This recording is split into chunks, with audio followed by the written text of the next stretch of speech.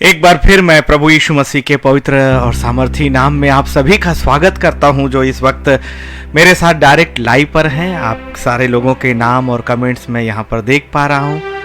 प्रभु हम सबको बहुतायत की आशीष देता है और आज की इस रात्रि काल में हम अपनी जिंदगी के लिए धन्यवाद करते हैं जो उस परमेश्वर ने हमें दिया है। मेरे साथ जितने इस वक्त लाइव पे हैं और थोड़े समय के बाद कुछ और लोग आएंगे और फिर बहुत से ऐसे लोग हैं जो YouTube में भी हमें देखते हैं और बाद में Facebook में भी देखते हैं, शेयरिंग में जब देखते हैं। हम सभी आपका स्वागत करते हैं। मैं प्रभु यीशु मसीह के पवित्र नाम से आप सभी के लिए आशीष को भी मांगता हूं। जीव एक आग है और अधिकांश परिवार टूटते हैं तो जीवों की वजह से और अधिकांश रिश्ते भी टूटते हैं तो इस जीव की वजह से। यह जीव साधारण नहीं है खुदा के लोगों। यह परमेश्वर का दिया हुआ वो वरदान है जो उसने अपने स्वरूप और समानता में होने के कारण आपको दिया, ये जुबान, क्योंकि वो परमेश्वर बोलने वाला ही तो आत्मा है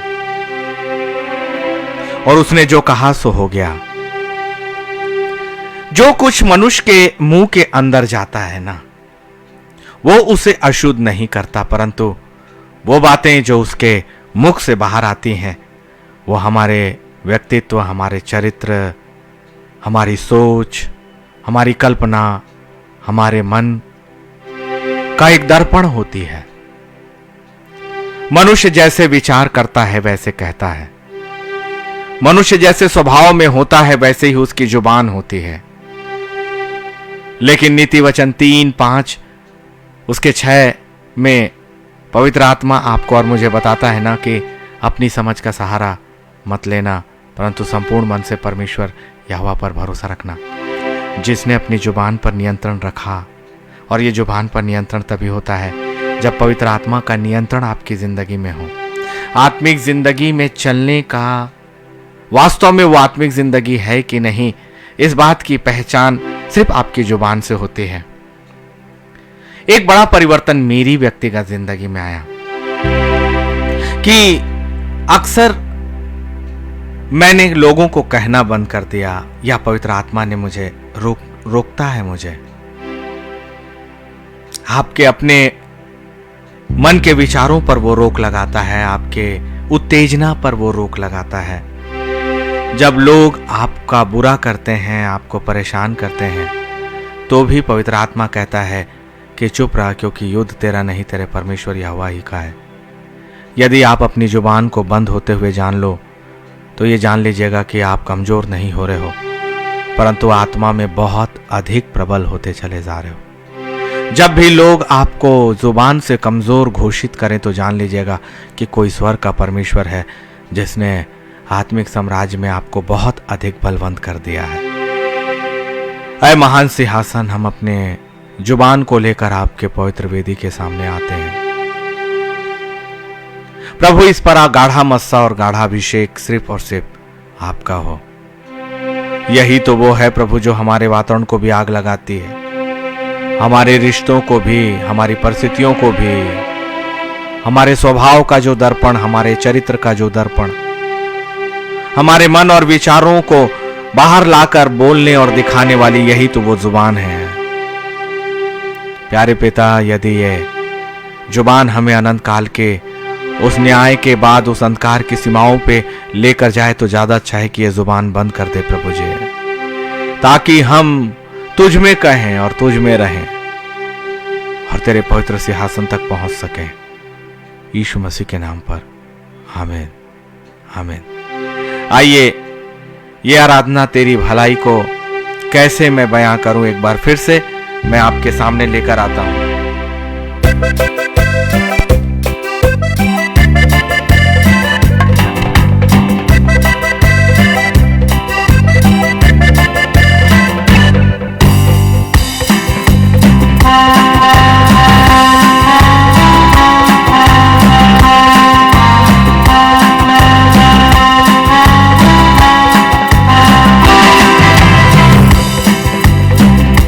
तेरी भलाई को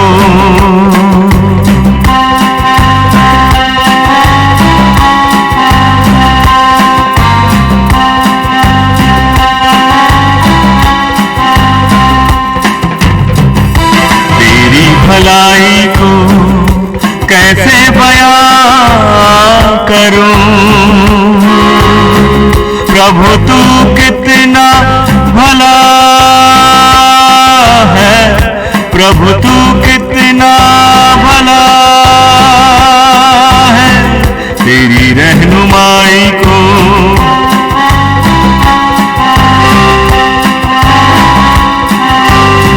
तेरी रहनुमाई को कैसे बयां करूं। प्रभु तू कितना भला है, प्रभु तू कितना भला है।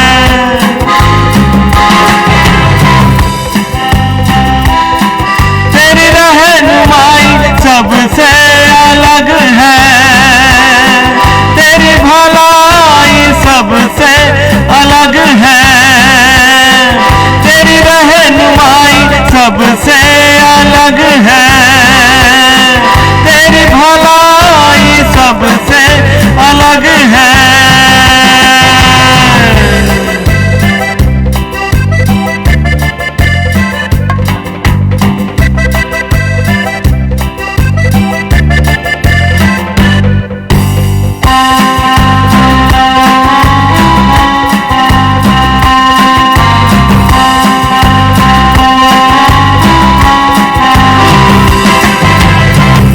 राहों में चलते चलते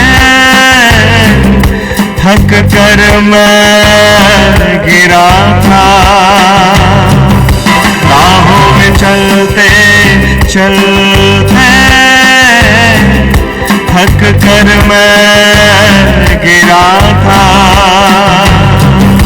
प्रभु तूने बचाया, मुझको गले से लगाया। प्रभु तूने बचाया, मुझको गले से लगाया। तेरी भलाई सबसे अलग है, तेरी रहनुमाई सबसे अलग है। तेरी भलाई सबसे अलग है, तेरी रहनुमाई सबसे अलग है।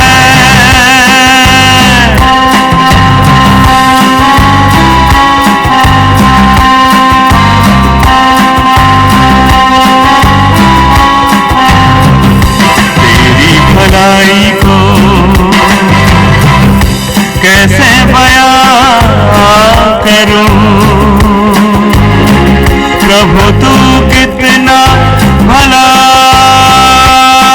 है, यीशु तू कितना भला है।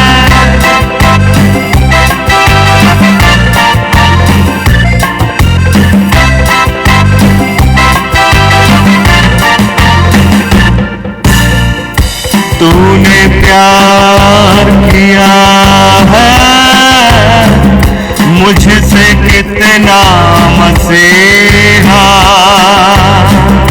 तूने प्यार किया है मुझसे कितना मसीहा।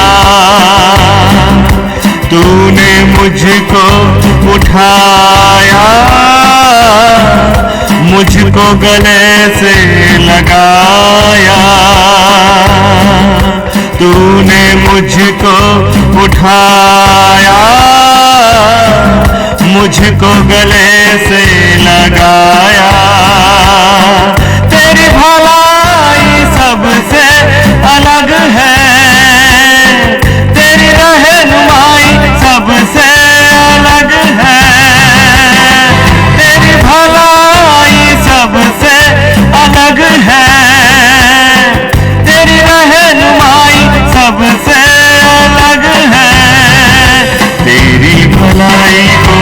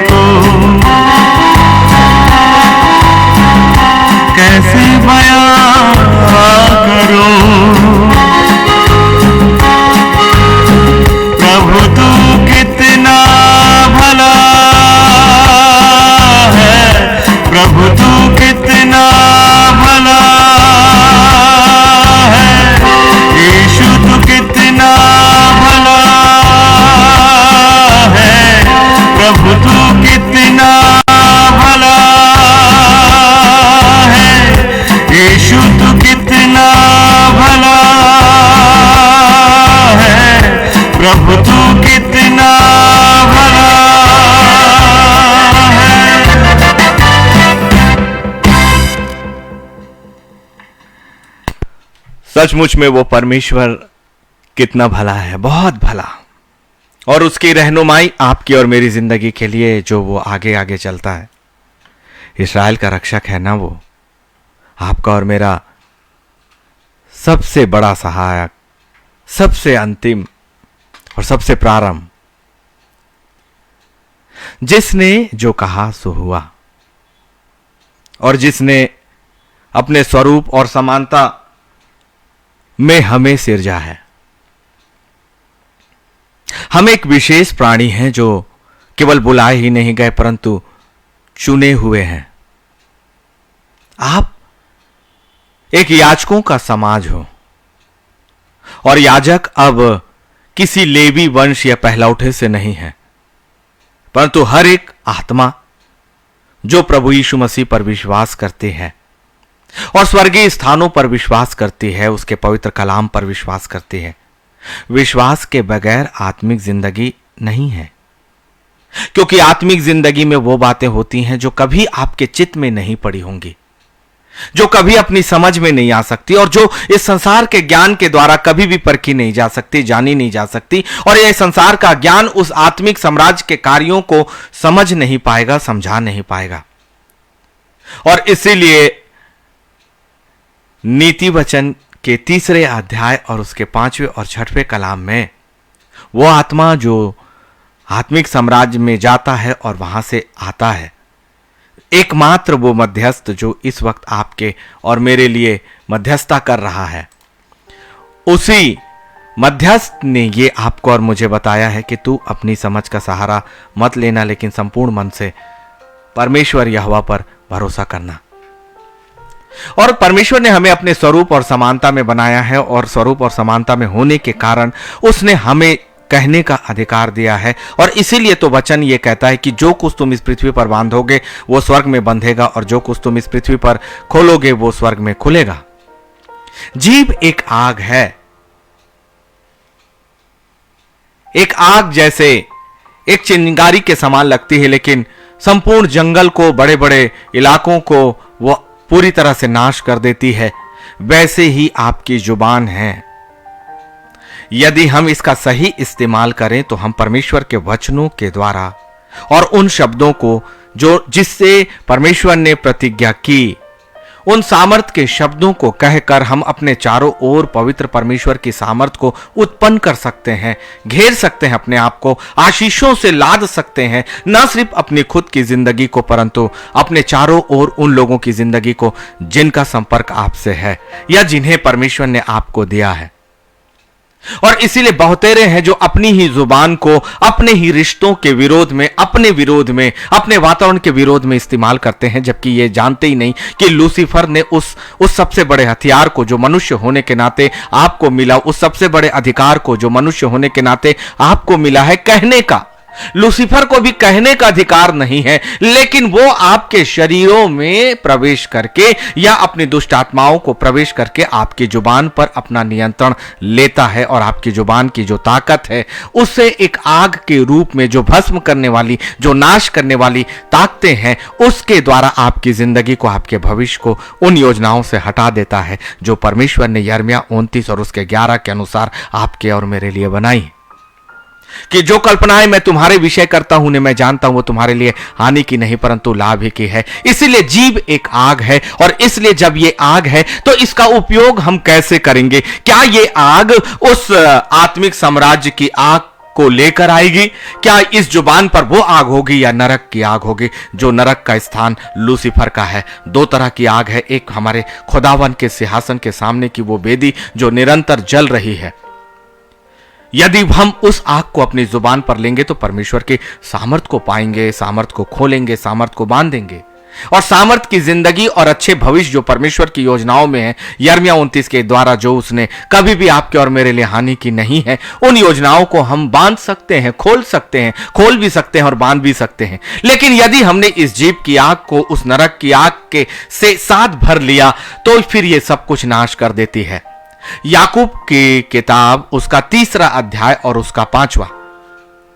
अद्भुत है कि आज जब पवित्र आत्मा ने जीभ एक आग के विषय में मुझसे बातें करना प्रारंभ किया, ये लगभग 3 से 3:30 बजे का वो समय था जब दोपहर का वक्त मैं अपने शासकीय सेवा में था, लेकिन कुछ मिनटों के लिए जब मैं फ्री था तब पवित्र आत्मा उसी वक्त मुझे ये बातें करने लगा और मैं इन वर्सेस को मैंने नोट करना शुरू किया। और अद्भुत अद्भुत तरीके से परमेश्वर के कलाम में क्या नहीं है, क्या नहीं है, और ऐसी कौन सी शिक्षा नहीं है जो परमेश्वर आपको और मुझे नहीं देता। ऐसी कितनी रहस्य हैं और ऐसी कितनी गहरी बातें हैं जो आपकी जिंदगी को ही नहीं, इस संसारिक जिंदगी को ही नहीं, आपके संसार के रिश्तों को ही नहीं, परंतु खुदावन पवित्र परमेश्वर से रिश्तों को भी हमेशा के लिए स्थायी कर देंगे। आपका संसारिक जीवन भी एक स्थायी रिश्तों में बदल जाएगा। जब तक कि मृत्यु आपको अलग ना करे तब तक वो रिश्ते, वो संसार के प्रेम, संसार के सारे वो बातें जो लोगों के साथ आपका रिश्ता है वो भी आशीषित हो जाएगा और पवित्र परमेश्वर के साथ एक अनंत काल का रिश्ता बन जाएगा। नीति वचन और याकूब ऐसी किताबें हैं जहां पर जीव के विषय में पवित्र आत्मा ने बहुत बारीकी से बताया और उनमें से कुछ बातों तक मैं आपको आज ले जाने की कोशिश करूंगा। पवित्र आत्मा का धन्यवाद। और पवित्र आत्मा इसी बात से शुरुआत कराता है कि तू अपनी समझ का सहारा मत लेना, परंतु संपूर्ण मन से परमेश्वर यहोवा पर भरोसा रखना। याकूब उसका 3 अध्याय उसके 5वें कलाम में पवित्र आत्मा कहता है, जीव भी एक छोटा सा अंग है, एक छोटा सा अंग है जिसे हम बड़ी समान सी चीज समझते हैं, लेकिन अभी देखे ना जो प्रचार मैं खुदा का कर रहा हूं वो इस जीभ से तो हुई है। और यदि मैं 2003 में जब 3 मेजर हार्ट अटैक आए और जब मेरा शरीर मृत हो गया था तो क्या ये जुबान बोलती? क्या ये जुबान परमेश्वर का बखान करती? क्या परमेश्वर ने जो कार्य मेरी जिंदगी के साथ किए, जो जिंदगी उसने मुझे दी, क्या मैं उसका बखान करता? क्या वो प्रार्थनाएं जो मैंने किया है और मेरे और लोगों की जिंदगी में परमेश्वर ने उन प्रार्थनाओं का उत्तर दिया, यदि वो जुबान मैं उन प्रार्थनाओं में नहीं लगाता तो क्या उन प्रार्थनाओं का उत्तर हम पाते? क्या संकट में जब हम अपनी जुबान को इस्तेमाल करके अपने परमेश्वर को पुकारते, यदि नहीं पुकारते तो फिर क्या वो परमेश्वर की सहायता और उसकी रक्षा और उसका गढ़ और उसकी संपूर्ण सुरक्षा क्या हम पाते? क्या हम पवित्र स्वर्गदूतों को आज्ञा दे सकते थे अपनी इस जुबान के बगैर? क्या हम दुष्ट आत्माओं को डांट के अधिकार के साथ उन्हें बाहर जाने की आज्ञा दे सकते थे? हर चीज आपकी जुबान से है और ये मैं नहीं, पवित्र शास्त्र अर्थात वहां पर पवित्र आत्मा आपको सिखा रहा है। जीभ भी एक छोटा सा अंग है और ये बड़ी बड़ी डींगे मारती हैं, बड़ी बड़ी बातें करती है। देखो थोड़ी सी आग से कितने बड़े वन में आग लग जाती है। बड़ी गंभीरता के साथ पवित्र आत्मा की इस आज्ञा को अपने मन के अंदर डाल लीजिए कि ये जुबान जिसे आप एक बार कई बार अनियंत्रित कर लेते हो, जिस पर आप अपनी समझ का सहारा लेते हो, जिस जुबान को आप यदि अपने नियंत्रण में नहीं रखते हो, यदि पवित्र आत्मा इस जुबान को कहने से पहले, इसे उपयोग करने से पहले पवित्र आत्मा के साथ अपनी आत्मा की सहभागिता नहीं करते हैं, यदि पवित्र परमेश्वर के हाथों में अपने आने वाली बातों और हर उन बातों को नहीं छोड़ देते जब तक कि वो आज्ञा आपको ना मिले, सच में इंतजार करिए ना, आप कमजोर नहीं, बहुत सामर्थी व्यक्ति और बहुत सामर्थी आत्मा में परिवर्तित कर दिए जाओगे। संसार में एक बात आप याद रखिएगा, यीशु मसीह जो स्वयं पवित्र परमेश्वर का पुत्र था और जो पिता परमेश्वर के दाहिने हाथ विराजमान था, और वो चाहे तो स्वर्गदूतों के 12 पलटन पवित्र परमेश्वर उसके लिए भेज दिया करता था, और वो चाहे उसने जो कहा तो मुर्दों में जान आ गई, उसने कहा तो लंगड़े चलने लगे, उसने कहा तो अंधे देखने लगे। ऐसी सामर्थ वाले खुदा ने अपने अंतिम समय में जब वो आपके लिए अपने आप को बलिदान दे रहे थे, उन्होंने अपनी जुबान को बंद रखा, जबकि उनके पास कहने की सामर्थ्य थी और वो जो कहते वो होता, लेकिन सिर्फ इसलिए कि आप और मैं मनुष्य होने के नाते इस बात को सीखें कि कब जुबान को जब हम बंद करते हैं तो कैसे वो एक बड़ी सामर्थ और एक सुरक्षा और एक आत्मिक सामर्थ को आपकी जिंदगी में काम करने देती है, कि जब आप अपने जुबान को चुप रखते हो, मतलब अपने मन के विचारों को आप नियंत्रित करते हो, और जब आप अपने मन के विचारों को नियंत्रित करते हो तो फिर पवित्र आत्मा उनका नियंत्रण करता है, और जब पवित्र आत्मा उनका नियंत्रण करता है तो स्वर्ग की योजनाएं आपकी जिंदगी में प्रकट होती है। मसीह चुप रहा, लेकिन उसने शैतान के फनों को चुप रहकर ऐसा कुचला कि अब वो हमेशा के लिए कुचल दिया गया है। और इसीलिए वो चाहता है कि आप चुप रहो ताकि आत्मा कहे, आप चुप रहो ताकि स्वर्ग कहे, आप चुप रहो ताकि स्वर्गदूत बोले, आप चुप रहो ताकि पवित्र वेदी की आग आपके लिए उतर कर बोले। यदि आप बोलेंगे तो पवित्र आत्मा नहीं, आप अपना नियंत्रण लेंगे। और इसलिए यदि आप बोलेंगे तो आप अपनी समझ का सहारा लेंगे, और जब आप अपनी समझ का सहारा लेंगे तो पवित्र आत्मा का सहारा नहीं लेंगे, और आत्मिक जिंदगी से हम बाहर हो जाएंगे। याकूब 3 और उसका 5। जीभ भी एक छोटा सा अंग है और बड़ी बड़ी डींगे मारती है। इसलिए यदि हम सामर्थ का बखान करें, डींगे मारे तो अपने परमेश्वर की सामर्थ का। यदि हम बड़ाई करें, घमंड करें तो अपने यीशु मसीह के मारे जाने पर घमंड करें। यदि हम कोई बातों को बताएं तो अपने पवित्र आत्मा को और उस परमेश्वर के अनुग्रह को और उस यीशु के पवित्र लहू का बखान करें, जिस लहू के द्वारा ना जाने कितने बार हमारे जागते, सोते, उठते, बैठते, चलते हमें स्वर्ग की सुरक्षा और हमारी सांसें हमें मिली है।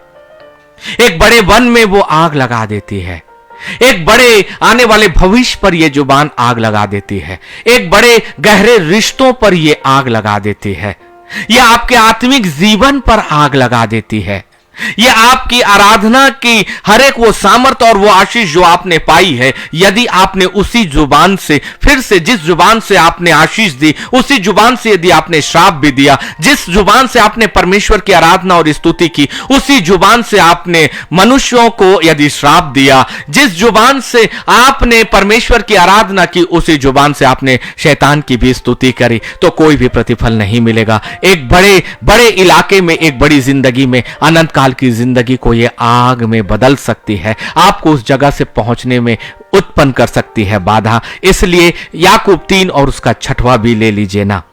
जीभ भी एक आग है। जीभ हमारे अंगों में अधर्म का एक लोक है।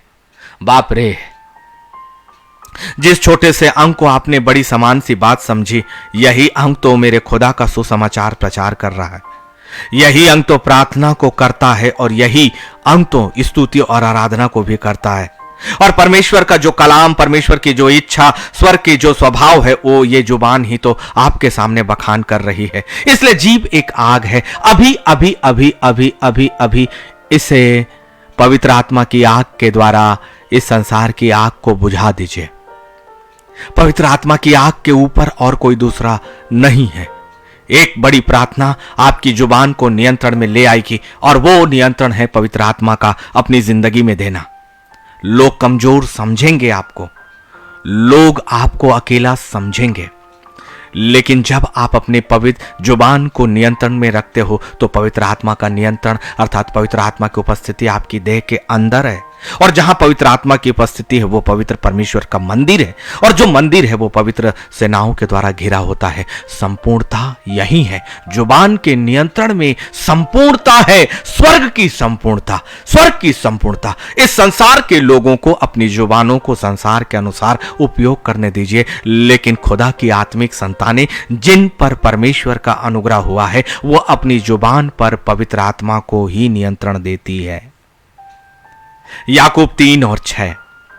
जीभ भी एक आग है, और जीभ हमारे अंगों में अधर्म का एक लोक है और सारी देह पर कलंक लगाती है। ये जीभ ही है जो सब कुछ, सारी देह, एक छोटा सा अंग आपके जुबान जो शरीर के अंदर होता है, लेकिन जब ये कहता है ना, जब ये अपना हलचल करता है, तो आपके वातावरण को भी वो हिला देता है, आपकी वातावरण को जला देता है, और वो सारी देह पर कलंक लगाता है, और भव चक्र में आग लगा देता है, और नरक कुंड की आग से जलती रहती। देखिए, बड़ी गहराइयां हैं, बड़ी गहराइयां हैं। ये न सिर्फ आपके सांसारिक जीवन को तबाह करेगी, सांसारिक रिश्तों को तबाह करेगी, इस संसार में आपकी आत्मिक जिंदगी को तबाह करेगी। यदि आपने जिस जुबान से परमेश्वर की महिमा और स्तुति और आराधना करी, उसी जुबान से आपने गालियां और श्रापों का उपयोग किया, तो सारा प्रतिफल शून्य और शून्य और शून्य, और वो सब कुछ इस संसार की आग में भस्म हो जाएगा। लेकिन ना सिर्फ ये जुबान जो है इस संसार में आपकी देह को कलंकित करती है, आपकी आत्मिक जिंदगी को तबाह करती है, आपके वातावरण को आग लगा देती है, परंतु याकूब 3 और 6 इससे नरक से भी जोड़ता है, नरक से भी जोड़ता है। और नरक अर्थात वो अंतिम ज्वाला का स्थान, अंतिम पीड़ा का स्थान, जो अनंत काल की झील है। यहां लिखा है फिर से मैं रिपीट करता हूं, याकूब उसका 3 अध्याय और उसके 6वें कलाम में, जीभ हमारे अंगों में अधर्म का एक लोक है, लोक है। हमारे अंगों में अधर्म का एक लोक, एक साम्राज्य, बहुत बड़ा बात है।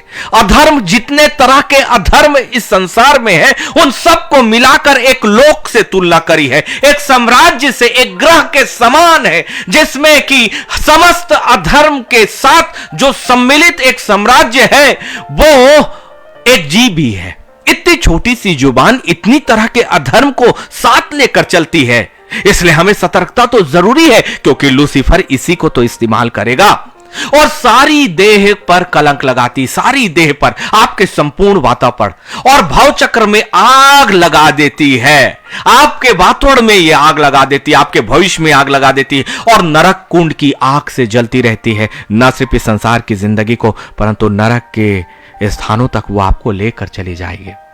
अभी भी अवसर है, ये नए यरूशलेम का प्रचार है भाई, ये अंतिम समय का अंतिम प्रचार है। मेरी अंतिम सांसों तक ये अंतिम प्रचार जारी रहेगा, और इसलिए जब ये अंतिम है, इस अंतिम भविष्यवाणियों के पूरा होने का भी, और जो मुझे जिम्मेदारी मिली है उसके भी पूरा होने का भी, तो इन सांसों के रहते जो प्रचार है, उस प्रचार को पवित्र आत्मा की ओर से रिसीव कर लीजिए, रिसीव कर लीजिए, रिसीव कर लीजिए, रिसीव कर लीजिए। आज अपनी जुबान पर अपने पवित्र परमेश्वर की आग को हमें रखना ही होगा, और इस जुबान पर पवित्र आत्मा को संपूर्णता के साथ नियंत्रण देना होगा। यह आत्मिक जिंदगी की एक पहचान है कि आपकी जुबान उतना ही कम बोलने लगती है, उतना ही कम, और संसार की बातों को उच्चारण करना ही बंद करती है, और पवित्र परमेश्वर के साथ उसके कलामों को ही कहना, उसकी स्तुति और आराधना करना ही पसंद करती है। मेरा स्वभाव मेरे परमेश्वर ने बदल कर रख दिया कि मुझे एक शांति की आत्मा तो दी, लेकिन मेरी जुबान पर भी उसने अपना नियंत्रण पूरी तरह से ले लिया। और जब पवित्र आत्मा बड़ी स्पष्टता के साथ कहता है कि बेटे अपनी जुबान को बंद रख, बंद रख, तो बंद रख। ऐसी बहुत सी परिस्थितियां हैं, ऐसी बहुत विकट परिस्थितियां हैं जहां पर सिर्फ अपनी जुबान को बंद रखने के द्वारा, और वो जुबान तब मैंने बंद किया जब पवित्र आत्मा ने मुझे सीधे सीधे आज्ञा दी कि बेटे अपनी जुबान को एक शब्द के लिए भी मत खोलना, नहीं खोलना। यह आत्मिक युद्ध है, युद्ध तुम्हारा परमेश्वर तुम्हारी ओर से लड़ रहा है। जो बातें जैसे दिखती है वैसी होती नहीं। अनंत साम्राज्य में जो बातें दिखाई नहीं देती, इसका मतलब यह नहीं कि वो नहीं हो रहा है। परमेश्वर तुम्हारी ओर से युद्ध लड़ने के लिए पवित्र सेनाओं को भेज चुका है। परमेश्वर तुम्हारा न्याय करने के लिए अपने न्याय के वचन को अपने सामर्थ्य स्वर्गदूतों के माध्यम से हर उन जगहों तक भेज चुका है। जो लोग तुम्हारे विरोध में हैं, जिन लोगों ने तुम्हारे विरोध में षड्यंत्र किया है, या जिन लोगों ने तुम्हारे विरोध में न्याय किया है, उनका लेखा तुम्हारा परमेश्वर लेगा। तुम तो शांत रहो और पवित्र आत्मा की शांति में अपनी जिंदगी और अपने सुकून की जिंदगी जो मैंने तुम्हें एक आशीष के रूप में दी है, उसे मेरे साथ जीना शुरू करो। परमेश्वर के साथ, अपने परमेश्वर के साथ, शांति के साथ,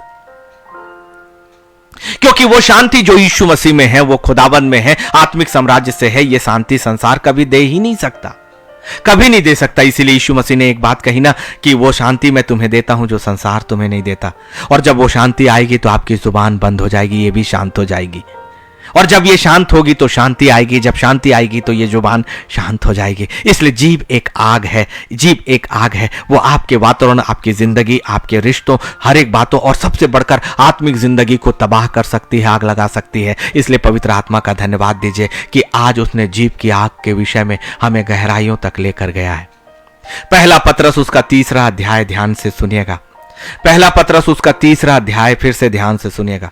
पहला पतरस 3 अध्याय और उसके 10वां कलाम। क्योंकि जो कोई जीवन की इच्छा रखता है, जो जीवन की इच्छा रखता है और अच्छे दिन देखना चाहता है, देखिए बड़े ध्यान से सुनिएगा। ये वचन जो है ना, पवित्र शास्त्र बाइबल जो जीवन की बात करेगी, यदि पवित्र शास्त्र में जीवन शब्द का उपयोग आया है तो वो इस संसारिक जिंदगी की ही नहीं परंतु उसके बाद की स्थायी जिंदगी अर्थात दोनों जिंदगियों के विषय में बात करती है। हमेशा ये मत सोचिएगा कि ये जीवन जो है आपका ये शरीर का जीवन है, ये इस शरीर के बाद उस आत्मा का जीवन है जो नाशमान कभी नहीं है, जो पिता परमेश्वर के साथ अनंत काल की जिंदगी का है। इसीलिए पहला पतरस 3 और 10 के वो भेदों को जान लीजिए जो जीभ और जुबान के विषय में है। क्योंकि जो कोई जीवन की इच्छा रखता है, यदि आप अनंत काल तक और इस संसार में भी एक सुकून और शांति की जिंदगी चाहते हैं और अच्छे दिन देखना चाहता है। कितनी स्पष्ट बात है ना। कौन नहीं चाहता, कौन नहीं चाहता जीवन की इच्छा, कौन नहीं चाहता अच्छे दिन। लेकिन हमने अपनी जुबान पर नियंत्रण ना रख के अपनी इस जीवन की इच्छा को खो दिया। हमने अच्छे दिनों की हर उस आशीष को खो दिया और लूसीफर ने हमें हमारे ही विरोध में हमें बांध दिया। हमारी ही जुबान से उसने हमारे वातावरण में आग लगवा दी। हमारे संसार की आशीषों को वो आग लगाकर भस्म कर देता है और हम ही अपने विरोध में हथियार बन जाते हैं। हमारी जुबान को ही अपने ही विरोध में हम एक हथियार बना देते हैं। हाय हाय हाय हम पर कि हमें इतनी समझ क्यों नहीं आई कि हमारी ही जुबान जो एक छोटी सी अंक के रूप में है पवित्र शास्त्र के अनुसार, लेकिन वो पूरे वातावरण यहां तक कि अनंत काल की उस आग तक हमें पहुंचा सकती है। इसलिए हमें सावधान तो होना ही चाहिए और होना ही होगा। और आज की शाम हम अपनी जुबान को पवित्र परमेश्वर के नियंत्रण में देंगे ही देंगे हम, वरना सब कुछ व्यर्थ है, सब कुछ व्यर्थ है। यदि मैं एक आत्मिक जीवन में रहूं और प्रचार के जिंदगी में रहूं, मैं इस स्तुति और आराधना की जिंदगी में रहूं, मैं प्रार्थना की जिंदगी में रहूं, मैं वचन को पढ़ने की जिंदगी में रहूं, अच्छी अच्छी बातों में भी रहूं जो पवित्र परमेश्वर को भाता है, लेकिन यदि मैंने अपनी जुबान पर एक पल के लिए भी यदि नियंत्रण हटाया तो सब कुछ शून्य, सब कुछ शून्य। क्योंकि वही एक पल में ही तो आदम और हवा पाप में पड़ गए। उसी एक ही पल में हवा ने परमेश्वर की आज्ञा को तोड़ दिया। उसी एक ही पल में हवा ने उस आशीष को खो दिया। उसी एक ही पल में उनकी जिंदगी आनंद से उस आग की भट्टियों अर्थात पसीने की जगह में परिवर्तित हो गई। इसलिए ये सामान्य बातें नहीं है, बड़ी गंभीर बातें हैं। सारी जिंदगी का एक लेखा, एक जुबान हमें नए यरूशलेम में जाने से रोक सकती है। एक ही जुबान हमारे संसार के रिश्तों को हमेशा के लिए खत्म कर सकती है। एक ही झटके में, एक ही समय पर हमारी जुबान के द्वारा ही हमारे प्रेम और बहुत गहराई के संबंध इस संसार में भी टूट सकते हैं और खुदाबंद से संबंध भी टूट सकते हैं। इसलिए सामान्य नहीं है। पवित्र आत्मा हमें अभी लूसीफर के गढ़ों और उसके रहस्यों के अंदर लेकर गया है। इसलिए यदि कोई जीवन की इच्छा रखता है, पहला पतरस उसका 3 अध्याय और उसका 10वां कलाम, और अच्छे दिन देखना चाहता है, वो अपनी जीभ को बुराई से और अपने ओंठों को छल की बातें करने से रोके रहे। कितनी स्पष्टता, धन्यवाद दीजिए, सैल्यूट करिए उस पवित्र आत्मा का कि इतनी अच्छी बातों को उसने हमें अपने द्वारा सिखाया, और सिखाया ही नहीं परंतु उसने अपने आप को आपके लिए दे दिया है, ताकि वो सिर्फ इसलिए आपके चारों ओर इंतजार कर रहा है कि कब उसके बेटे और बेटियां उससे कहे, मेरे पवित्र आत्मा मेरी जुबान पर अपना नियंत्रण ले लीजिए ना। क्यों नहीं आप अपना हाथ अपनी ओंठों पर रखते और कहते, प्रभु ये वास्तविक रूप से तेरे अभिषेक में चले जाए। असली प्रार्थना यही है आपकी। दिन भर के और कई दिनों का उपवास व्यर्थ हो जाएगा यदि उस उपवास के बराबर एक ही विश्वास की प्रार्थना महत्व रखती है।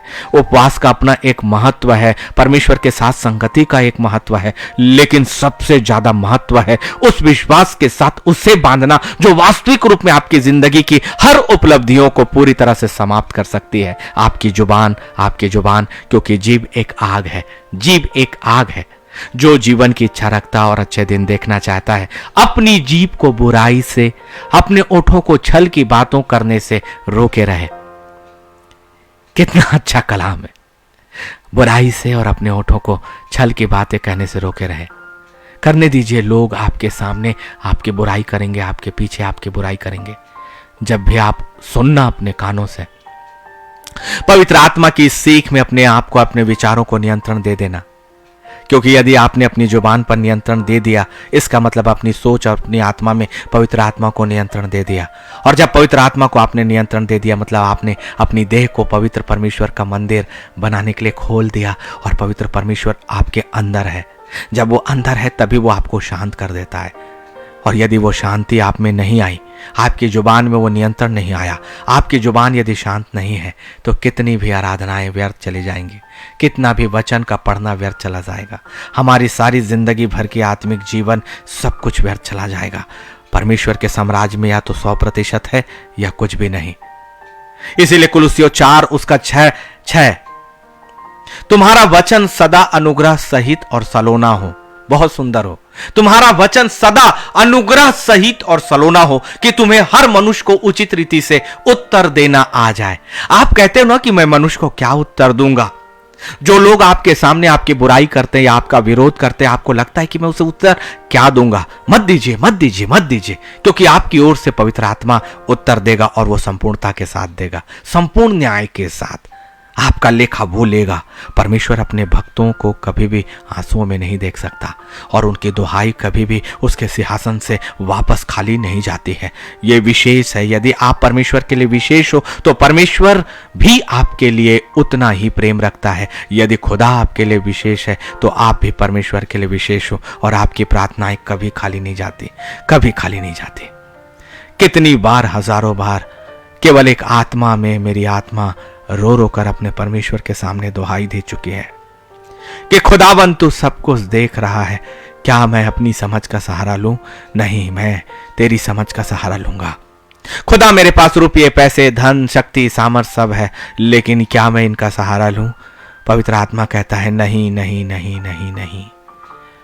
फिर आत्मिक साम्राज्य और सांसारिक साम्राज्य में भेद ही क्या हुआ?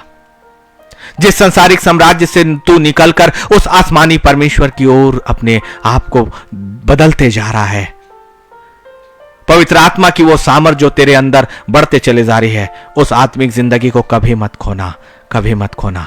इसलिए जो तूने हासिल कर लिया है आत्मिक क्षेत्र में, वो एक बड़ी ताकत और स्थायी है। लेकिन ये याद रखना, तुम्हारा परमेश्वर न्यायी है, वो हमारा न्याय इस संसार में करता है। इसलिए उचित रीति से उत्तर वो परमेश्वर देगा। इफिसियो उसका 4वां अध्याय, उसका 29-29वां कलाम, कितनी अद्भुत बातें हैं। मुझे सिर्फ याकूब 3 और 1 ही नजर आता था, लेकिन आज पवित्र आत्मा आज की दोपहर मुझे अपने ऐसी ऐसी गहराइयों की ओर लेकर गया। आई वाज सो सरप्राइज कि उन सारे वचनों को जो उसने मुझे दिया है मैं आप तक प्रचार नहीं कर पाऊंगा, लेकिन उनमें से कुछ मूल बातें ही मैं आप तक लेकर आ रहा हूं। इफिसियों 4 और उसका 29वां, कोई गंदी बात तुम्हारे मुंह से निकलने पर आवश्यकता के अनुसार ना निकले। कोई गंदी बात तुम्हारे मुंह से ना निकले, ना निकले कोई गंदी बात। भले लोगों ने आपके विरोध में गंदी बातें कही, भले लोगों ने आपके ऊपर दोष लगाया, अंत तक ठहरे रहना। परमेश्वर अपने बच्चों का न्याय करता है।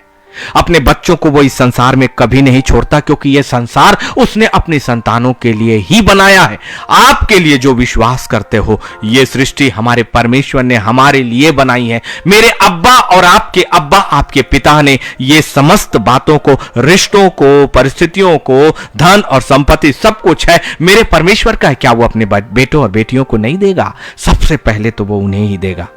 कौन ऐसा पिता है जो अपने खुद के जन्माए बच्चों को छोड़कर किसी और बच्चों को अपना अधिकार देता है? सबसे पहले उसके खुद के जन्माए बच्चे। वैसे ही परमेश्वर अपने उन जन्माए बच्चों को जिन्होंने अपने आप को यीशु मसीह के लहू में शामिल कर और उस पर विश्वास करके अपनी संतान होने का अधिकार उस परमेश्वर से प्राप्त कर लिया, वो परमेश्वर सबसे पहले इस संसार की हर एक चीज पर अपने संतानों को ही अधिकार देगा। इसलिए इफिसियों 4 और 29, कोई गंदी बात तुम्हारे मुंह से ना निकलने पाए। आवश्यकता के अनुसार वही जो उन्नति के लिए उत्तम हो, ताकि उससे सुनने वालों पर अनुग्रह हो। उतनी ही बातें जो आपकी आत्मिक उन्नति के लिए उत्तम हो, उतनी ही बातें निकालिए। इसलिए जब लोग हमें बहुत सी बातों को कहते हैं, समझाते हैं, तब मैं कहता हूं मेरे पास मेरा पवित्र आत्मा है सबसे पहले, और हमारे घुटने हैं, और वो वेदी की आग है जो आपके साधारण उन जगहों पर भी जलती है जो बहुत ही साधारण हो सकते हैं। कहीं भी एक ऐसी जगह प्रार्थना की वेदी बना लीजिए। मेरा ये स्टूडियो जिस जगह से मैं आपको लाइव कर रहा हूं, यही मेरी जिंदगी, यही मेरी जगह, यही मेरी आत्मा की जगह, यही मेरे परमेश्वर से मिलने की जगह, यही मेरे जिंदगी का हर एक सांसों की जगह है, क्योंकि इस जगह पर मेरा परमेश्वर मेरे साथ निवास करता है। और इस जगह पर की गई मांगी गई कोई भी प्रार्थना खाली नहीं जाती। और इस जगह से जब मैं निकलता हूं तो वो पवित्र आत्मा और सरदूतों का बाड़ा मेरे साथ चलता है। और जब इस जगह पर आता है तो सुकून और शांति मुझे दे देता है। यदि संसार मुझे अशांत करता है, मुझे तकलीफ और पीड़ा देता है, तो जैसे ही मैं अपने परमेश्वर की उपस्थिति में आता हूं, वैसे ही इस कमरे के अंदर प्रवेश करते ही अद्भुत शांति और जुबान का बंद होना, उसी कमरे में घुसते के साथ मेरी जुबान को वो बंद कर देता है और बातें करता है मुझसे। वो कहता है संसार और संसार की बातों को मत सोच, तो मुझसे बातें कर, मुझसे बातें कर, मुझसे बातें कर। कभी आपने सच में एक सहभागिता की है व्यक्तिगत अपने पवित्र आत्मा से, पवित्र परमेश्वर से? उतनी ही बातें करने के लिए उसने कहा जो आपकी उन्नति के लिए है। और मेरी बातें जब मैं पवित्र आत्मा से करूंगा वही तो मेरी आत्मिक उन्नति की बातें होंगी। यदि मनुष्यों से मैं बातें करूंगा वो मेरी आत्मिक उन्नति कभी नहीं करेंगे, बल्कि मेरी उन्नति को वो पीछे ही लेकर जाएंगे। यदि मैं शैतानिक ताकतों से बातें करूं तो वो मेरी उन्नति कभी नहीं करेंगे। लेकिन उतनी ही आवश्यकता की बातों का मतलब यह है कि पवित्र आत्मा से ही वो बातें जो आपको आत्मिक उन्नति तक पहुंचाती है, उन्हीं बातों को वार्तालाप करिए। आदत आपकी बन जाएगी, और जब ये आदत बन जाएगी तो पवित्र आत्मा भी मजबूर होगा आपसे बातें करने का, कि जैसे आपको अपने खुदा की लत लगती है वैसे ही खुदा को भी आपकी लत लगी हुई है। पहले से लत लगी है, तभी तो वो अदन की वाटिका में हर दिन आता था, हर दिन आता था। उसे लत थी मनुष्य से बात करने की, उसे आदत थी मनुष्य से बात करने की, उसे आदत थी आदम को पुकारने की, आदम और आदम, आदम तू कहां है। उससे लत लगी हुई थी आदम के पास आने की, और वो लत अभी भी नहीं छूटी है, क्योंकि मेरा परमेश्वर कभी नहीं बदलता।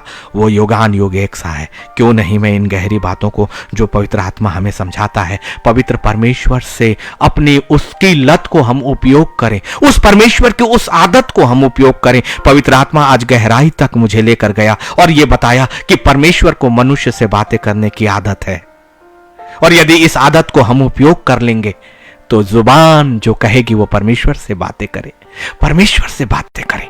जीभ एक आग है उनके लिए जो संसार की बातों को बोलते हैं, जो लूसीफर की बातों को कहते हैं, लेकिन यही जीभ एक सामर्थ में परिवर्तित हो जाएगी जो परमेश्वर से बातें करेंगी। नीति वचन 10 और उसका 19वां, जहां बहुत बातें होती हैं वहां अपराध भी होता है। इसीलिए पवित्र आत्मा हमें कहता है कि तुम संयमित होकर संयम की उतनी ही बातें करो जो तुम्हारी आत्मिक उन्नति के लिए है, क्योंकि कितनी गहराइयों तक लेकर गया ना। इसलिए याकूब को मैं हमेशा सोचता था कि याकूब याकूब याकूब ही जीभ पर है, लेकिन पूरा परमेश्वर का वचन ही जीभ पर है, जीभ पर है। कितनी जगहों पर कितनी अच्छी अच्छी बातों को, कितने रहस्यों को वो हमें बताता है। जीभ एक आग है। देखिए, जहां बहुत बातें होती वहां अपराध भी होता है, परंतु जो अपने मुंह को बंद रखता है वो बुद्धि से काम करता है, वो बुद्धि से काम करता है। नीति वचन 10वां अध्याय उसका 19वां कलाम। और जो बुद्धि से बात काम करता है वो पवित्र आत्मा के साथ काम करता है, क्योंकि वचन के अनुसार पवित्र आत्मा बुद्धि का मूल है। अपने आप को ही पवित्र आत्मा आपके सामने प्रकट कर रहा है। खुदा के लोगों, उसके अनुग्रह के लिए धन्यवाद करिए, धन्यवाद करिए, धन्यवाद करिए। जहां बहुत बातें होती है वहां अपराध भी होता है, परंतु जो अपने मुंह को बंद रखता है वह बुद्धि से काम करता है, पवित्र आत्मा के साथ काम करता है। और पवित्र आत्मा कभी भी आपको गलत कामों में नहीं लेकर जाएगा। इसलिए सबसे अच्छा है कि अपनी समझ का सहारा छोड़ दीजिए और संपूर्ण मन से परमेश्वर यहोवा पर भरोसा करिए, जो नीति वचन 3 उसके 5वें और 6वें में है। और वहीं से हमारी शुरुआत, और वहीं से हमारी मध्यस्थता, और वहीं से हमारा अंत भी तो होता है, क्योंकि शुरुआत ही तो उसने इन्हीं बातों से कर दिया है। नीति वचन 15 और 4 भी देखिए। नीति वचन उसका 15 और 4, शांति देने वाली बात जीवन वृक्ष है, शांति देने वाली बात जीवन वृक्ष है, परंतु उलटफेर की बात से आत्मा दुखी होती है। आप जो दुखी होना, आपकी आत्मा दुखी क्यों है? क्योंकि आपके चारों ओर के वातावरण में या आपकी जुबान ने मिलकर आग लगाई है। नहीं तो अपने बीते दिनों में जाकर उन सोच को सोच कर देखिएगा कि आपकी आत्मा जो यदि आज दुखी है उसका कारण सिर्फ यही कि जीभ ने आग लगा दी। या तो आपकी जीभ ने, या औरों की जीभ ने, या हम सभी की जीभ ने। लेकिन आज यदि हम पवित्र आत्मा की आग को इस पर रख देंगे और कहेंगे खुदा पवित्र आत्मा आप हमारी जीभ पर जुबान लो, तो आपको शांत करा देगा। और जब आप शांत होंगे आपका परमेश्वर गरज उठेगा, सिंहासन गरज उठता है। पवित्र सेनाओं की गड़गड़ाहट आपके चारों ओर भेज दी जाती है, क्योंकि परमेश्वर की संतानें परमेश्वर पर विश्वास करके शांत हो गई हैं। और यह शांति एक पवित्र सामर्थ को उतारती है, एक बड़े युद्ध को, क्योंकि यह शांति एक बड़े नरसिंहे को फूंकने का कारण बनती है। युद्ध का नरसिंहा जो यरीहो के शहर पना के चारों ओर यहोशू ने बजाया, जो न्यायियों की किताब में गिदोन ने, अमालेकियों और कई अनगिनत सेनाओं ने जब उन्हें घेरा और मात्र 300 लोगों ने केवल नरसिंहे फूके, क्योंकि परमेश्वर ने उन्हें शांत रहने के लिए कह दिया, क्योंकि संभव ही नहीं कि लाखों और अनगिनत सेना को मात्र 300 लोगों के सामने उन्हें लड़ना भी ना पड़ा, क्योंकि पवित्र सेना जो स्वर्ग की थी वो उतर गई। आपका न्याय भी लेकर स्वर्गदूत उतर चुके हैं। आपकी जिंदगी की अच्छी बातों को लेकर स्वर्गदूत उतर चुके हैं। आपकी प्रार्थनाएं जो आप आने वाले भविष्य में करने वाले हैं, मेरा अल्फा और ओमेगा परमेश्वर जो है, जो कभी कभी भूत, भविष्य और वर्तमान में बंधा हुआ नहीं है, वो सब कुछ जानता है। आपके मांगे जाने से पहले आपकी प्रार्थनाओं का उत्तर आपके वातावरण में उतर गया है। विश्वास करें। सिर्फ इसलिए कि आपने यदि अपनी जुबान पर नियंत्रण रखा तो परमेश्वर बोल उठता है। यदि हम चुप रहते हैं तो हमारा खुदा कहता है, और जो मेरा खुदा कहता है वो सामर्थ को कहता है। वो खुदा कहता है तो सुरक्षा के वचन कहेगा। वो खुदा कहेगा तो हर एक शून्य को फिर से आशीषों में बदल देने की बातें कहेगा। जब मेरा खुदा कहेगा तो खोए हुए और शून्य परिवार को फिर से एक नए परिवार में बदलने की बातें कहेगा। सब कुछ क्योंकि उसकी संतानें अकेले रहने के लिए नहीं, इस संसार में पीड़ा और तकलीफ में रहने के लिए नहीं, परंतु परमेश्वर के आशीषों में चुप रहकर आनंद करने के लिए बनाई गई है।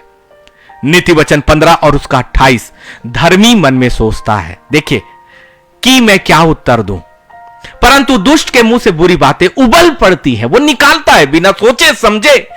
उसको पवित्र परमेश्वर क्या कहता है? वो दुष्ट है, और जो दुष्ट है वो लूसीफर की आत्मा से ग्रसित है, और जो लूसीफर की आत्मा से ग्रसित है वो मनुष्य पूरी तरह से लूसीफर के पोजीशन में है। उसे लगता है कि मैं अपनी आत्मिक जिंदगी में हूं, उसे पता ही नहीं लगता उसका शरीर अंदर और बाहर से दुष्ट आत्माओं का गढ़ बना हुआ है। ना जाने हजारों तरह की दुष्ट आत्माएं उसके अंदर समाई हुई है, उसे पता ही नहीं। क्यों पता लगेगा? क्योंकि ये आत्मिक आत्माएं हैं जो शरीर की अवस्था में नहीं, जो पहचान आए दिखाई दे। इसलिए बिना पवित्र आत्मा और पवित्र परमेश्वर की सहायता के बगैर आप अपने शरीर की अवस्था को जान नहीं पाएंगे, लेकिन आपकी जुबान से आप जान जाएंगे। यदि आपकी जुबान आपका नियंत्रण नहीं स्वीकार करती तो जान जाइए कि उस पर किसी और का नियंत्रण है। बड़ी स्पष्टता के साथ मैं कह रहा हूं कि यदि आपकी जुबान पर आपका नियंत्रण नहीं, मतलब वो किसी और के नियंत्रण में है। लेकिन यदि आपकी जुबान पर आपका अर्थात पवित्र आत्मा का नियंत्रण है तो आप खुदा के नियंत्रण में हो, और जब आप शांत रहते हो तो खुदा बोल उठता है। इसीलिए नीति वचन 15 उसके 28 में वो कहता है, धर्मी मन में सोचता है कि क्या उत्तर दूं। धर्मी किसको कहा? जो पवित्र आत्मा के साथ चलता है। धर्मी कौन है? जो पवित्र आत्मा को अपने अंदर रखता है। और इसलिए वो इसलिए नहीं सोचता, वो पहले यह सोचता है कि मैं क्या उत्तर दूं। इसका अर्थ यह है कि वो ये सोचता है कि मैं नहीं सोचूंगा और पवित्र आत्मा तू सोच कि मैं क्या बोलूं। कितना अंतर है ना, कि धर्मी वो है जो पवित्र आत्मा के साथ चलता है, और जो पवित्र आत्मा के साथ चलता है वो खुद नहीं सोचता, परंतु पवित्र आत्मा के नियंत्रण में देता है और उससे कहता है, प्रभु तू सोच मेरे लिए कि मेरी जुबान क्या शब्द निकाले या चुप रहे। तो पवित्र आत्मा कई बार आपको कहेगा तू शांत रह, और कई बार वो शब्द देगा और वो खुद कहेगा, और फिर वो आपको धर्मी ठहरा देगा। लेकिन यही कलाम आपको एक दूसरा भाग भी बताता है। एक को धर्मी कहा और दूसरे को दुष्ट कहा। यदि एक को धर्मी कहा तो पवित्र आत्मा जो धर्म का आत्मा है वो आपके पास है, और यदि वचन आपको दुष्ट ठहराता है तो वो दुष्ट आत्माएं आपके अंदर है। केवल दो ही स्थितियां हो सकती हैं, बीच की कोई स्थिति नहीं। या तो हमारे साथ पवित्र आत्मा है या हमारे साथ दुष्ट आत्माएं हैं। दोनों हमें दिखाई नहीं देती, लेकिन दोनों जुबान से पहचानी जा सकती है। यही उसकी पहचान है, आपकी अपनी खुद की जुबान से।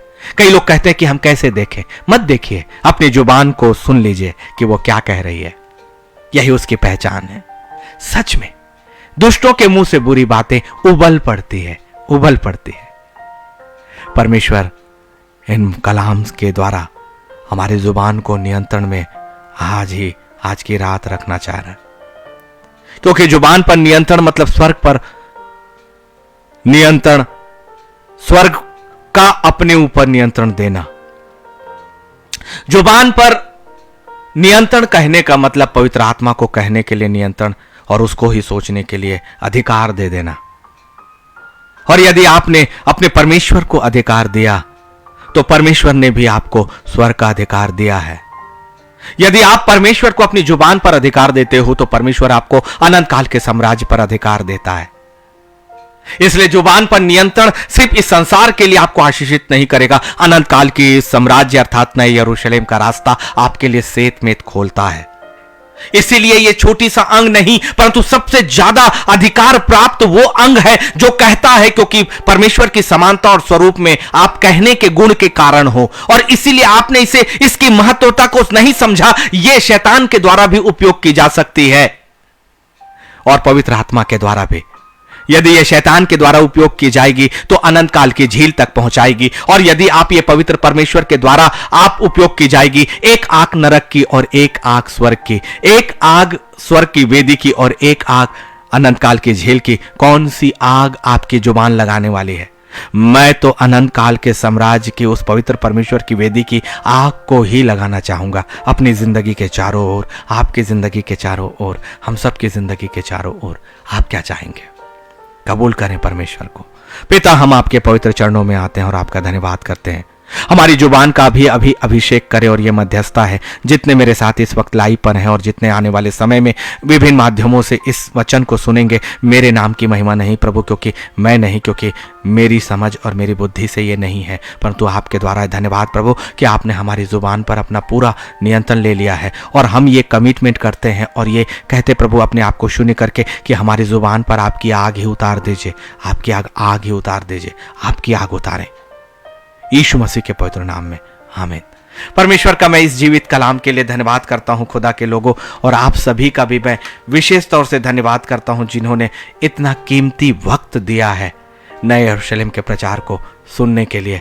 कल की शाम ठीक 9:30 बजे रात्रि को एक नए कलाम के साथ और नई आराधना के साथ निश्चित तौर से फिर से उस नए जीवन के साथ आएंगे। प्रभु हम सबको बहुत आयत की आशीष दे।